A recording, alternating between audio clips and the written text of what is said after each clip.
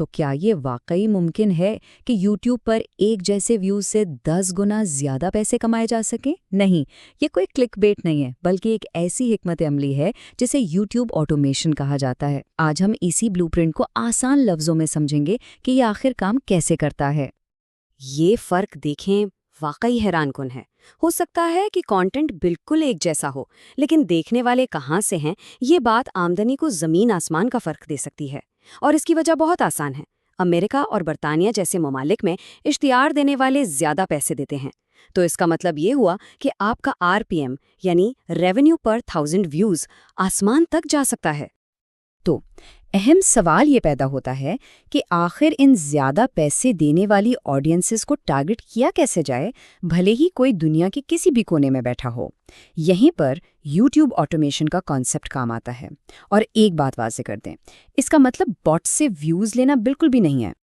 ये लफ्ज़ ऑटोमेशन थोड़ा सा कंफ्यूजिंग हो सकता है। इसका ताल्लुक खुदकार व्यू से नहीं, बल्कि कंटेंट बनाने के पूरे प्रोसेस को एक फैक्ट्री की असेंबली लाइन की तरह मुनज़्ज़म करने से है। ये एक ऐसा सिस्टम है जिसमें चेहरा दिखाए बगैर बड़े पैमाने पर यानी स्केल पर हाई क्वालिटी कंटेंट बनाया जा सकता है। तो इस सिस्टम के पीछे जो अहम वजह है वो एक सीधी सादी माशी हकीकत है। इश्तिहारों की कीमतें लोगों की खरीदने की ताकत से जुड़ी होती हैं। सीधी सी बात है, अमेरिकी ऑडियंस को दिखाए जाने वाले इश्तिहार महंगे होते हैं क्योंकि वो ज़्यादा खर्च कर सकते हैं। तो YouTube ऑटोमेशन का मकसद ही यही है कि ऐसा कंटेंट बनाया जाए जो कुदरती तौर पर इस ऑडियंस को अट्रैक्ट करे और इस तरह चैनल की कमाई की सलाहियत को आखिरी हद तक बढ़ाया जा सके।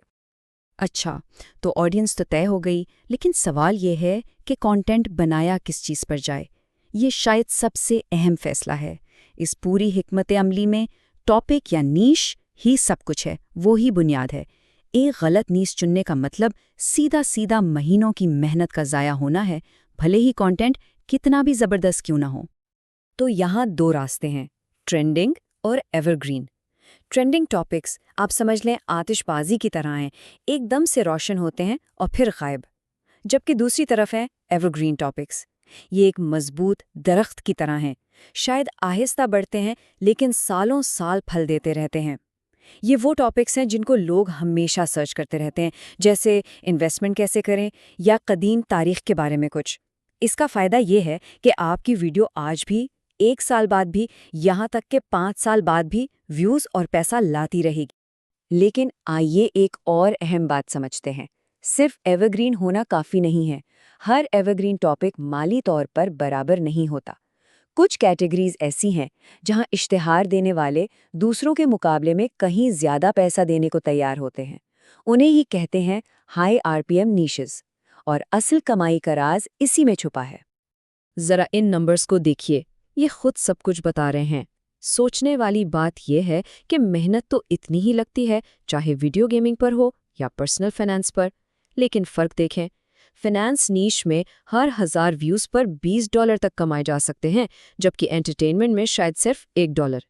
यानी सिर्फ ये एक फैसला कमाई की सलाहियत को 20 गुना तक बढ़ा सकता है। ये असल में वर्क स्मार्ट नॉट हार्ड वाली बात है। तो फिर ऐसी नीश चुनी कैसे जाए जो इन सारे खानों को पुर करे? कोई भी आइडिया शुरू करने से पहले, इस पर महीनों लगाने से पहले इसको टेस्ट कैसे किया जाए? इसी मुश्किल को हल करने के लिए एक 6 नुकाती टेस्ट है जो वक्त और मेहनत दोनों को बचाता है। ये चेकलिस्ट असल में हर एंगल से सोचने पर मजबूर करती है, जैसे कि क्या इस टॉपिक की पहले से डिमांड है, क्या ये मुनाफा बख्श है यानी इसका आरपीएम अच्छा है, क्या ये एवरग्रीन है यानी लंबे अरसे तक चलेगा, और शायद सबसे अहम बात, क्या इस टॉपिक में इतनी दिलचस्पी है कि कम से कम 1 साल तक इस पर काम किया जा सके। तो ये सिर्फ नंबर्स का खेल नहीं, बल्कि उस काम को जारी रखने का भी सवाल है।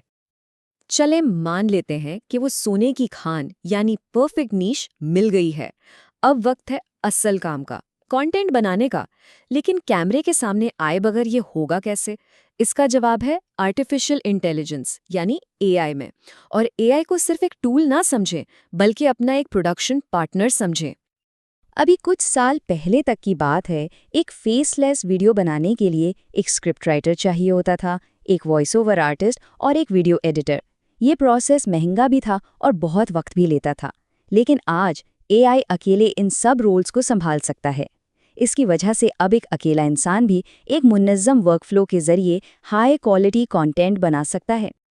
इस पूरे वर्कफ्लो को हम 3 आसान स्टेप्स में देख सकते हैं। स्टेप 1, स्क्रिप्ट लिखना, जिसके लिए चैट जीपीटी जैसे टूल्स इस्तेमाल होते हैं। स्टेप 2, उस स्क्रिप्ट को एक इंसानी आवाज़ में बदलना, जिसके लिए 11 लैब्स जैसे प्लेटफॉर्म्स हैं। और आखिरी स्टेप 3, स्टॉक फुटेज और एआई एडिटिंग टूल्स की मदद से वीडियो को जोड़ना। तो ये बिल्कुल एक ऐसी फैक्ट्री की तरह है जो आइडियाज़ को वीडियोज़ में बदल देती है। अब एक और बात, सिर्फ इश्तिहारात से आने वाला पैसा तो शुरुआत है।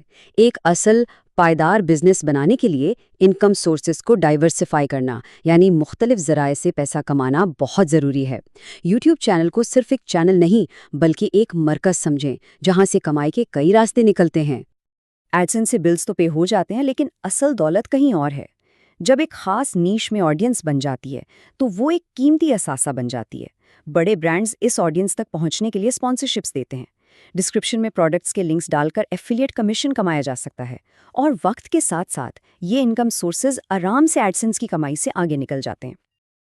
लेकिन इन सब चीज़ों से हटकर टूल्स, नेशर्स, मोनेटाइजेशन, उन सबसे ऊपर एक ऐसी चीज़ है जिसे कामयाबी के लिए सबसे ज़रूरी माना जाता है।